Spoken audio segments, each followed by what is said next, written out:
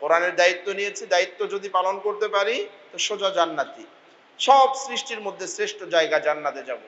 আর কোরআনের দায়িত্ব পালন করতে পারলাম না তো আমরা জাহান্নামী হয়ে যাব, আমাদের চেয়ে নিকৃষ্ট আর কেউ থাকবে না। আলহামদুলিল্লাহ, আল্লাহ পাকের দরবারে শুকরিয়া আদায় করছি যে মহান রব্বুল ইজ্জা ওয়াল জালাল আমাদেরকে সালাতুজ যোহর আদায় করার পর মসজিদে দ্বীনের কিছু আলোচনায় অংশগ্রহণ করার তৌফিক এনায়েত করেছেন। এই জন্য আমরা হৃদয়ের গভীর থেকে আল্লাহর দরবারে শুকরিয়া আদায় করছি, আলহামদুলিল্লাহ। যে কোরআন আমরা তেলাওয়াত শুনেছি, এই কোরআন সংক্রান্ত একটা আয়াত আল্লাহ নাজিল করেছেন। আয়াতটা কি? আয়াতটা হলো আল্লাহ পাক এই কোরআন যখন নাজিল করবেন, কোরআনের দায়িত্ব কাকে দিবেন, এই বিষয়ে আল্লাহ তিন শ্রেণীকে প্রস্তাব করলেন। এক নম্বর হলো জিন্নাতদেরকে প্রস্তাব করলেন, এরপরে পাহাড়কে প্রস্তাব করলেন। তো পাহাড় এবং জিন্নাত ফাআবাইনা আইয়াহমিলনাহা, তারা দুই শ্রেণী অস্বীকার করল। পাহাড় বলল, আল্লাহ কোরআনের এত বড় দায়িত্ব, এত বেশি মর্যাদা, যে এই দায়িত্ব নিয়ে আমরা দায়িত্ব পালন করতে পারবো না, কোরআনের দায়িত্ব নিয়ে আমরা পালন করতে পারবো না, অতএব কোরআনের দায়িত্ব পাহাড়ের উপর দিবেন না। জিন্নাতরাও একই কথা বলল যে আল্লাহ কোরআনের দায়িত্ব আমরা নিতে পারবো না, কারণ কোরআন যে এত মর্যাদা সম্পন্ন জিনিস, এটার দায়িত্ব আমরা নিতে পারবো না। ফাআবাইনা আইয়াহমিলনাহা, তারা উভয় শ্রেণী যখন কোরআনের দায়িত্ব নিতে অস্বীকার করল, তখন আল্লাহ পাক মানুষের কাছে প্রস্তাব দিলেন যে এই কোরআনের দায়িত্ব আমি মানুষকে দিতে চাই। এই প্রস্তাবে মানুষ আমরা স্বীকৃতি জানালাম, আমরা বললাম ওকে, কোরআনের দায়িত্ব নেওয়া আমাদের জন্য সহজ, আমরা দায়িত্ব নিলাম।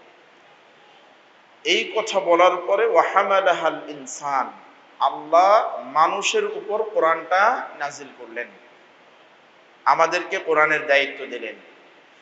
পাশাপাশি কি মর্যাদা দিলেন আমাদেরকে? মর্যাদা দিলেন হলো গোটা সৃষ্টিকুলের মধ্যে আল্লাহ পাকের যত সৃষ্টি আছে, এই সৃষ্টি, আল্লাহর সৃষ্টি নিয়ে অনেক আলোচনা আছে। কেউ বলে 18,000 মাখলুকাত, মানে আল্লাহর 18,000 সৃষ্টি আছে, এগুলো ভুল।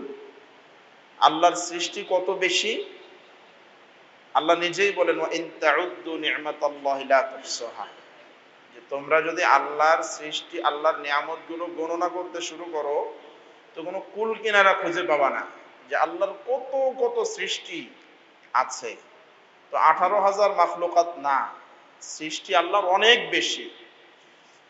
এই যত ধরনের সৃষ্টি আছে, সব সৃষ্টির মধ্যে যতগুলো জগৎ আছে, সব জগৎ সমূহের মধ্যে, জগৎ নিয়ে আবার লম্বা আলোচনা, জগতের ব্যাপারে অনেক লম্বা আলোচনা মুফাসসিরিন ইকরাম করেছেন।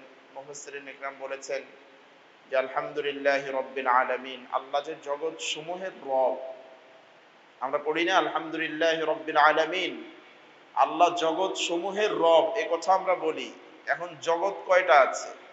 পৃথিবী একটা জগৎ, পৃথিবীর নিচে আর একটা জগৎ, আসমানের উপরে একটা জগৎ, এই যে আলাদা আলাদা এক একটা জগৎ, এগুলো কতটা আছে, কয়টা আলম আছে, কয়টা বিশ্ব আছে?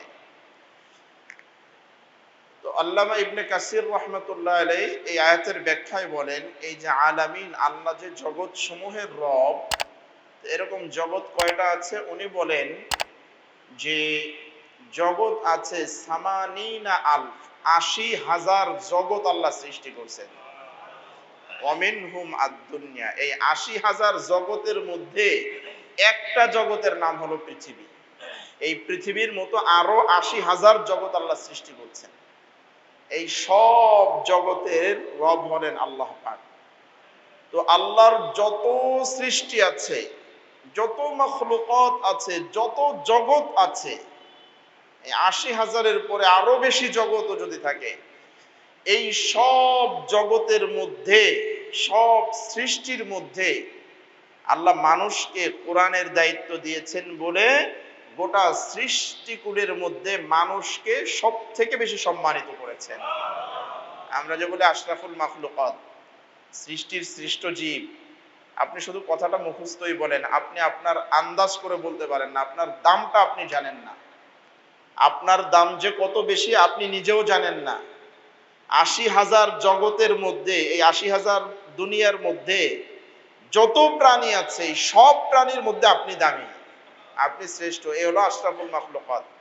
তো আপনার দাম যে কত বেশি আপনি জানেন না, আমার দাম যে আল্লাহর কাছে কত বেশি আমরা নিজেও জানি না। তো এই যে আশরাফুল মাখলুকাত যে আল্লাহ আমাদেরকে বানালেন, আল্লাহর অসংখ্য সৃষ্টির মধ্যে আমরা যে শ্রেষ্ঠ জীব হলাম, কেন হলাম? এর পেছনে কারণ হলো আমরা আল্লাহর শ্রেষ্ঠ কিতাব কোরআনের দায়িত্ব নিয়েছি। আল্লাহ খুশি হয়ে যে তোমরা কোরআনের দায়িত্ব নিয়েছো, খুশি হয়ে আমি তোমাদেরকে গোটা জগৎ সমূহের মধ্যে শ্রেষ্ঠ করে দিলাম, তোমাদের জন্য আমি জান্নাত তৈরি করলাম। হ্যাঁ, তো এখন কোরআন আমাদেরকে শ্রেষ্ঠ করেছে। কোরআন আমাদেরকে কি করেছে? শ্রেষ্ঠ করেছে সৃষ্টির মধ্যে। এই কোরআনের দায়িত্ব নেওয়ার পরে যদি আপনি দায়িত্ব পালন না করেন তাহলে অবস্থাটা কি হবে? কোরআনের দায়িত্ব আমরা নিয়েছি, এবার দায়িত্ব পালন করলাম না, আল্লাহর সঙ্গে ওয়াদা ভঙ্গ করলাম, এবার আমার আপনার পরিণতি হবে যে গোটা জগৎ সমূহের মধ্যে সব থেকে নিকৃষ্ট আল্লাহ পাক বানিয়ে জাহান্নামে পাঠিয়ে দিবেন যদি আমরা কোরআনের দায়িত্ব পালন করতে না পারি। কোরআনের দায়িত্ব নিয়েছি, দায়িত্ব যদি পালন করতে পারি তো সোজা জান্নাতি, সব সৃষ্টির মধ্যে শ্রেষ্ঠ জায়গা জান্নাতে যাব। আর কোরআনের দায়িত্ব পালন করতে পারলাম না তো আমরা জাহান্নামী হয়ে যাব, আমাদের চেয়ে নিকৃষ্ট আর কেউ থাকবে না। এজন্য কোরআনের দায়িত্ব পালন করতে হবে। কিভাবে আপনি দায়িত্ব পালন করবেন? আপনি তো আলেম হন নাই, আপনি তো হাফেজ হতে পারেন নাই, কোরআন বুঝেন না, তো আপনি কোরআনের দায়িত্বটা পালন করলেন কিভাবে? 10টা সূরা শিখে শুধু নামাজ পড়লেন, এটা কোরআনের দায়িত্ব পালন হয় না, এটা আপনার দায়িত্ব পালন হলো। ফরজ নামাজ আপনার দায়িত্ব, আপনি পড়ে বেঁচে গেলেন, কিন্তু কোরআনের যে আলাদা স্পেশাল দায়িত্ব নিয়ে আপনি আসছেন সেই দায়িত্বটা কি পালন করছেন? এজন্যই রাসূলুল্লাহ সাল্লাল্লাহু আলাইহি ওয়াসাল্লাম বলছেন কোরআন জানা সবার জন্য ফরজ। কারণ সবাই দায়িত্ব নিচ্ছে, শুধু আমি একা না, খতিব সাহেব নিছে, ইমাম সাহেব নিছে, পীর সাহেব নিছে, মুহাদ্দিস সাহেব নিছে, না, আপনারও কোরআনের ব্যাপারে যতটুকু দায়িত্ব আমি অতটুকু দায়িত্বই নিছি, আমি এর বেশি দায়িত্ব নিইনি। তো আপনারও অতটুক দায়িত্ব, যতটুক কোরআন হেফাজত করার জন্য লাগে অতটুক দায়িত্ব আপনিও আনছেন, আমিও আনছি। আমি আমার যতটুক পারি দায়িত্ব পালন করছি, আপনি আপনার কতটুক দায়িত্ব পালন করছেন, এটার হিসাব কিন্তু কিয়ামতের দিন হবে। যে তুমি যে আশরাফুল মাখলুকাত, সৃষ্টির শ্রেষ্ঠ জীব হয়ে পৃথিবীতে দাপট দেখিয়ে চলেছ, সব প্রাণীর মধ্যে আমরা, হাতির কত বড় শক্তি চিন্তা করেন, 10টা মানুষের চেয়ে বেশি শক্তি হাতির, তাকে নিয়ন্ত্রণ করবেন আপনি। পুরো বাতাস জগৎটাকে নিয়ন্ত্রণ করে মানুষ, সমুদ্রের বিশাল পানির তরঙ্গকে নিয়ন্ত্রণ করার ক্ষমতা আল্লাহ মানুষকে দিয়েছেন, ও গোটা জগৎকে আমরা নিয়ন্ত্রণ করছি। কেন? আমরা আশরাফুল মাখলুকাত। এখন আল্লাহ কিয়ামতের দিন যে জিজ্ঞাসা করবেন যে বান্দা এত এত নিয়ন্ত্রণ করলা কিন্তু কোরআনের দায়িত্বটা পালন করলা না কেন? সেই জ্ঞানের জবাব কি দিব আমরা? বাঁচার উপায় খুঁজতে হবে। এখন রাসূলুল্লাহ সাল্লাল্লাহু আলাইহি ওয়াসাল্লাম বললেন যে একটা উপায় বাঁচার আছে, আলেম হতে পারো নাই, হাফেজ হতে পারো নাই, কোরআনের দায়িত্ব তো নিতে পারো নাই, তো বাঁচার কিছুটা উপায় আছে। সেটা হলো কি? কুন আলিমান। 1 নাম্বার তোমার দায়িত্ব হলো আলেম হবা। কুন আলিমান, প্রত্যেকটা মানুষকে কোরআনের জ্ঞানে জ্ঞানী হতে হবে, এটা আল্লাহর নবী সাল্লাল্লাহু আলাইহি ওয়াসাল্লামের নির্দেশ। আও মুতাআল্লিমান, আলেম হতে পারো নাই, আলেম হওয়া তো সবার দ্বারা সম্ভব হয় না, হাফেজ হওয়া সবার দ্বারা সম্ভব হয় না, তাহলে কি করো? আলেম বানাও। নিজে আলেম হতে পারো নাই, আরেকজনকে আলেম বানানোর জন্য চেষ্টা করো, যে আমি তো পারি নাই হাফেজ হইতে, তো আমি একটা বাচ্চার দায়িত্ব নিয়ে তাকে হাফেজ বানালাম, আমি একটা বাচ্চার দায়িত্ব নিয়ে তাকে আলেম বানালাম, এটা আপনার দায়িত্ব। অনেক সময় এতিমখানাগুলোয় 10 টাকা, 20 টাকা, 50 টাকা, 5,000 টাকা দান করে আমরা মনে করি অনেক কিছু করছি, না, কিছুই করেন নাই। আপনি আলেম হতে পারেন নাই, আরেকজনকে আলেম বানানো এটা আপনার দায়িত্ব। হ্যাঁ, আও মুঈনান, আর একজনকে আলেম বানাতে পারেন নাই তো কমপক্ষে সাহায্য করেন। যারা কি করে কোরআন সুন্নাহ শিখে ইলম অর্জন করে আলেম হয় তাদেরকে সাহায্য করেন। তাহলে সাহায্য করাটাও আমাদের নৈতিক দায়িত্ব, এটা ইহসান না। আমি আপনি যে বিভিন্ন জায়গায় দান সদকা করি, এটা ইহসান করি, তাদের উপর দয়া করি না, আমার দায়িত্ব পালন করি। আও মুহিব্বান, অথবা অন্তত পক্ষে সাহায্য করার ক্ষমতাও তোমার নাই, আলেম হতে পারো নাই, কাউকে আলেম বানাতে পারো নাই, আর কোনো আলেম তৈরি হচ্ছে সহযোগিতা করবা ওই পরিমাণ পয়সাও তোমার নাই, দানও করতে পারো না। তো আরেকটা পথ খোলা আছে, আও মুহিব্বান, কোনো আলেমকে ভালোবাসো, কোরআনের হাফেজদেরকে ভালোবাসো, আলেমদেরকে ভালোবাসো। এই চারটা পথে তুমি কোরআনের দায়িত্ব পালন করতে পারো। ওয়ালা তাকুন খামিসা, আল্লাহর নবী বলেন সাবধান, পঞ্চম কোনো পথ অবলম্বন করা যাবে না। যদি পঞ্চম কোনো পথ অবলম্বন করো, মানে আলেম হতে পারো নাই, আলেম বানাতে পারো নাই, আলেমকে সহযোগিতা করতে পারো নাই, আলেমকে মোহাব্বত করতে পারো নাই, এই চারটা পথ ছাড়া আর কোনো পথে যদি যাও ফাতুহলিক, ধ্বংস হয়ে যাবা। আর কোনো পথ খোলা নাই।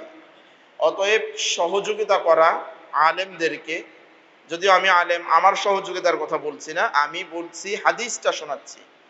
তো প্রত্যেক মানুষ আলেমদের সাথে সম্পর্ক রাখা, আলেমদেরকে সহযোগিতা করা এবং আলেম হওয়া বা আলেম তৈরি করা, এগুলো প্রত্যেকটা মানুষের ঈমানি দায়িত্ব। এই দায়িত্বের জায়গাগুলো আমরা খেয়াল রাখবো যে এটা আমাদের প্রত্যেকের দায়িত্ব।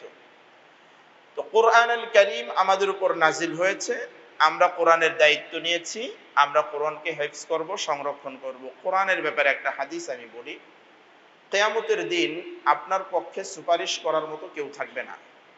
সেদিন দুইটা সত্তা আপনাকে সুপারিশ করবে।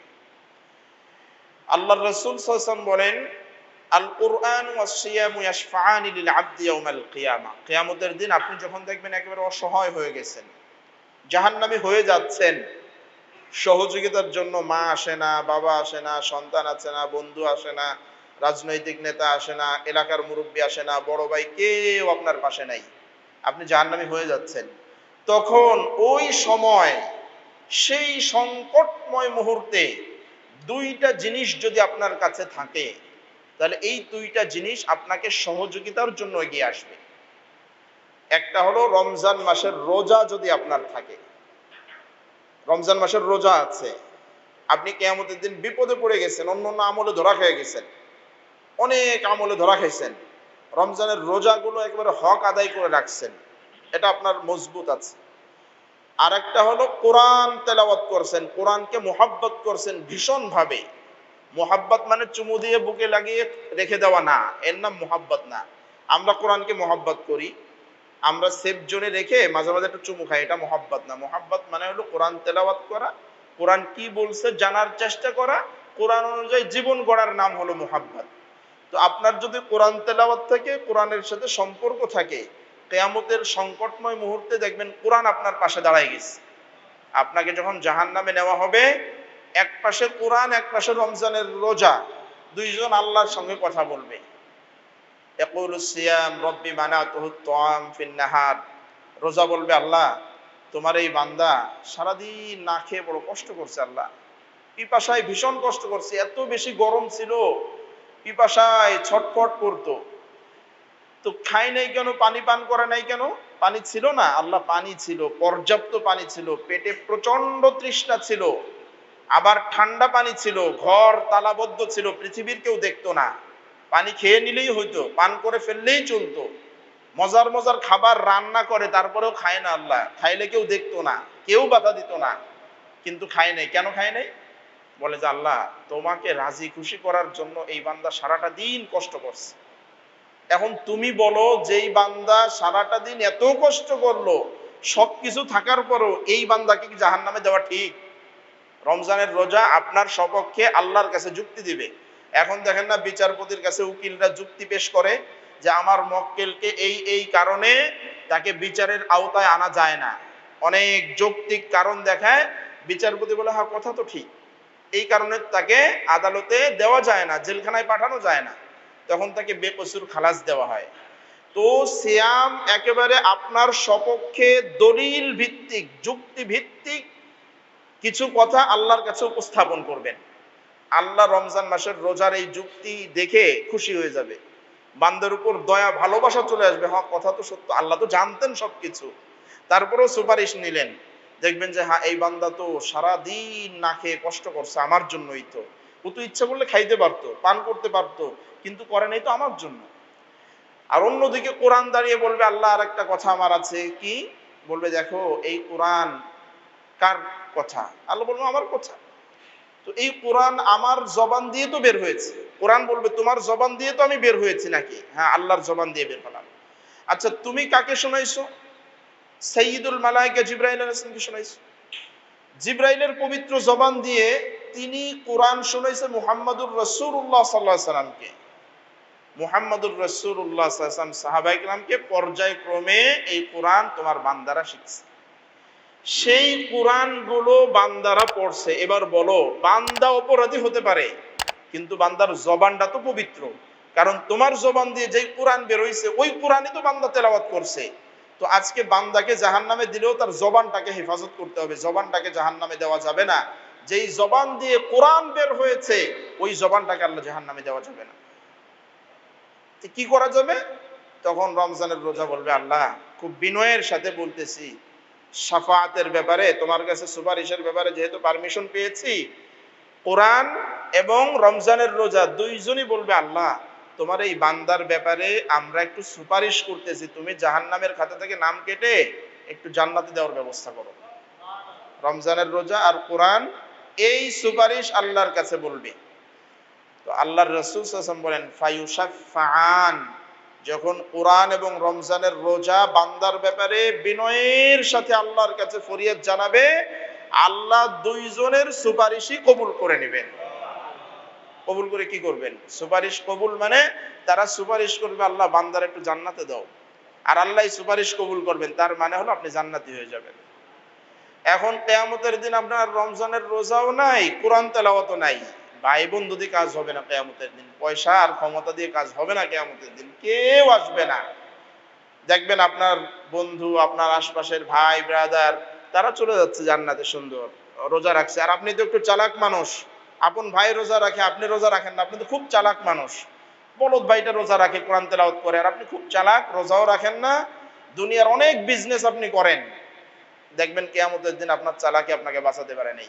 আপনার ওই বলদ ভাইটা, যে ভাইটা কোরআন তেলাওয়াত করছে আর রোজা রাখছে, দুনিয়ার পেছনে খুব বেশি পড়ে নাই, ওই ভাইটাই নাজাত পেয়ে যাচ্ছে। এই জন্য আমার দিনী ভাইয়েরা, কোরআন তেলাওয়াত এবং রমজানের রোজা খুব হক আদায় করে আমাদের করতে হবে। পাশাপাশি রমজানের সাথে অনেকগুলো জিনিসের সম্পৃক্ততা রয়েছে, লাইলাতুল কদর রয়েছে, ইতিকাফের একটা বিষয় রয়েছে। ইতিকাফকে আমরা অত্যন্ত ঠুনকো ভাবে দেখি। ইতিকাফ সুন্নাতে মুআক্কাদা, এটা আবশ্যক, প্রত্যেকের জীবনে ইতিকাফ করা উচিত। রাসূলুল্লাহ সাল্লাল্লাহু আলাইহি ওয়াসাল্লাম জীবদ্দশায় যতদিন ছিলেন প্রতি বছর ইতিকাফ করেছেন।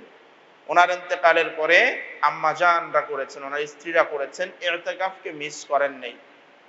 আল্লাহর নবী সাল্লাল্লাহু আলাইহি ওয়াসাল্লাম বলেন, যে ব্যক্তি একদিন ইতিকাফ করবে লিইবতিগাই ওয়াজহিল্লাহ, আল্লাহকে রাজি খুশি করার জন্য যারা একদিন ইতিকাফ করবে, তাদের থেকে জাহান্নামকে দুই খানাদিক, দুই দিগন্তের দূর করে দেওয়া হবে। দুই দিগন্ত মানে পূর্ব থেকে পশ্চিম, এই যে গোটা পৃথিবীর পূর্ব থেকে পশ্চিমের দূরত্ব যত, যারা একদিন আল্লাহর জন্য ইতিকাফ করবে তাদের জন্য জাহান্নাম এই পূর্ব থেকে পশ্চিম দিগন্তের দুই দিগন্ত দূরে চলে যাবে। এবার আপনি চিন্তা করেন, 10 দিন ইতিকাফ আপনি করলেন, 10 দিনে 20 দিগন্ত দূরে চলে গেল, তার মানে হলো জাহান্নাম আপনাকে স্পর্শ করতে পারবে না।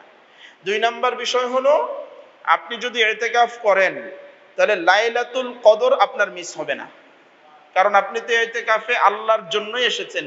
মসজিদ ছাড়া আপনি আর কোনো জায়গা চেনেন না, যান না, দুনিয়ার ব্যবসা বাণিজ্য সব বাদ দিয়ে আপনি মসজিদে পড়ে রইলেন, অতএব আপনি লাইলাতুল কদর পেয়ে যাবেন। 10টা রাত যদি এখানে থাকতে পারেন, এর বেজোড় 5টা রাতের কোনো একটা রাত লাইলাতুল কদর আপনি পেয়ে যাচ্ছেন। লাইলাতুল কদর পেয়ে যাওয়ার মানে হলো আপনি লাইলাতুল কদরে একবার সুবহানাল্লাহ বললে ৮৩ বছর সুবহানাল্লাহ বলা সওয়াব হবে। কারণ ওটা লাইলাতুল কদরি খায়রুম মিন আলফি শাহর, এক রাত ১০০০ মাসের চেয়ে উত্তম। ১০০০ মাস হিসাব করে দেখেন প্রায় ৮২ বছরের উপর হয়, ৮৩ বছরের কাছাকাছি। তাহলে লাইলাতুল কদর আমরা যারা পেয়ে গেলাম, জীবনে একবার যদি পাই, তাহলে আমরা ওই এক রাতে ইবাদত করার অর্থ হলো ৮৩ বছর ইবাদত করার সমান। এখন যত বড় আমলদার হন না কেন আপনি, ইতিকাফ ছাড়া সারা রাত লাইলাতুল কদরে ইবাদত করার মতো মানুষ খুব কম আছে। এই শেষ দশকে আমাদের কেনাকাটার ব্যস্ততা থাকে, ঈদ উদযাপন, ব্যবসা বাণিজ্য, কত যে ব্যস্ততা আমাদের। ওই ব্যস্ততার কারণে লাইলাতুল কদর আমরা ৫ রাত খুঁজতেও পারি না, আর হয়ও না, বাসায় বসে ওইভাবে আমল আমরা করতে পারি না। দেখা যায় আমরা লাইলাতুল কদরে আমরা আমাদের দুনিয়ার কাজ নিয়ে ব্যস্ত থাকি। এজন্য ইতিকাফ যারা করেন তাদের ভাগ্যে লাইলাতুল কদর নসিব হওয়ার সম্ভাবনা আমাদের চেয়ে অনেক বেশি। এজন্য হলেও আমাদের ইতিকাফ করা উচিত। এখন বলবেন ব্যস্ততা, আমরাও সেই অজুহাত দিই যে এত বেশি ব্যস্ততা যে আমরা ইতিকাফ কেমনে করব, সম্ভব না তো। ইচ্ছা আছে কিন্তু সময় বের করতে পারি না।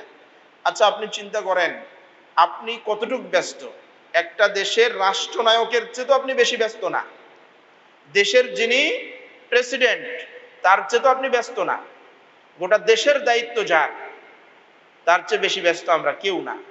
আমার আপনার নবী যখন খলিফাতুল মুসলিমিন, গোটা বিশ্বটাকে গোটা দেশটাকে চালান, দেশের যিনি সর্বাধিনায়ক, যিনি খলিফাতুল মুসলিমিনের দায়িত্ব পালন করছেন, মুসলিমদের নেতৃত্ব দিচ্ছেন, তো উনি কি পরিমাণ ব্যস্ত ছিলেন, লিডার ছিলেন, হ্যাঁ একটা রাষ্ট্র চালাতেন। তো একটা রাষ্ট্রের প্রধান কি পরিমাণ ব্যস্ত, তারপরে তো রাসূলুল্লাহ সাল্লাল্লাহু আলাইহি ওয়াসাল্লাম কখনো বলেন নাই যে আমি এত বেশি ব্যস্ত ইতিকাফ করার সময় আমি পাচ্ছি না। উনি রাষ্ট্রনায়ক হয়ে কোনোদিন ইতিকাফ ছাড়েন নাই। তো ওনার চেয়ে বেশি ব্যস্ত আমরা হয়ে গেলাম যে আমরা ব্যস্ততার কারণে ইতিকাফ করার সময় পাই না। বাস্তবতা হলো আমাদের ব্যস্ততা কোনোদিন শেষ হবে না, কোনোদিন ফুরাবে না। এর মধ্যেই আমাদেরকে ইতিকাফ গুলো চালিয়ে নিতে হবে। অন্ততপক্ষে জীবনে একবার হলেও, প্রতিবার করতে পারলে তো আলহামদুলিল্লাহ, জীবনে একবার হলেও আমাদের ইতিকাফ করা উচিত। আর কয়েকজন ভাই তো একেবারে প্রস্তুত হয়ে যাওয়া উচিত, কারণ এই অঞ্চলের কয়েকজন ভাই যদি ইতিকাফ না করেন, গোটা এলাকার মানুষ আমরা ফরজ তরকের গুনায় গুনাহগার হয়ে যাব। ফরজে কিফায়া যদি ২-৪ জন মানুষও বসে, পুরো এলাকার মানুষ বেঁচে যাবে। কিন্তু যদি কেউ না বসে, তাহলে পুরা এলাকার মানুষ গুনাহগার হয়ে যাবে। এই জন্য আমাদের দুনিয়ার ব্যস্ততা কমিয়ে আমাদেরকে কিছু মানুষ, কিছু ভাইদেরকে একেবারে ইতিকাফের জন্য প্রস্তুত হয়ে যেতে হবে, নিজের মনটাকে প্রস্তুত করতে হবে। সব ব্যস্ততা শেষ করে আমাদের ইতিকাফের জন্য প্রস্তুত হতে হবে। এবছর যারা আমরা তৈরি হয়েছি তো আলহামদুলিল্লাহ, আমরা এবছর যারা তৈরি হতে পারি নাই, আগামী বছরের জন্য আমরা তৈরি হয়ে যাব এখন থেকে। যে আমার যত ব্যস্ততা আছে প্ল্যান পরিকল্পনা করে রমজানের শেষ দশকের আগে সব শেষ করব, শেষ 10টা দিন আমরা আল্লাহর জন্য দেব। এই বছর থেকে আমরা প্রস্তুতি নেব ইনশাআল্লাহ। আল্লাহ পাক আমাদের প্রত্যেককে ইতিকাফ করার ভাগ্য নসিব করুক, আমিন। আর রমজানের রোজাগুলো রাখা এবং কোরআনের দায়িত্ব যে আমরা নিয়েছি, সেই দায়িত্বগুলো ঠিকঠাক মতো পালন করার তৌফিক দান করুক, আমিন।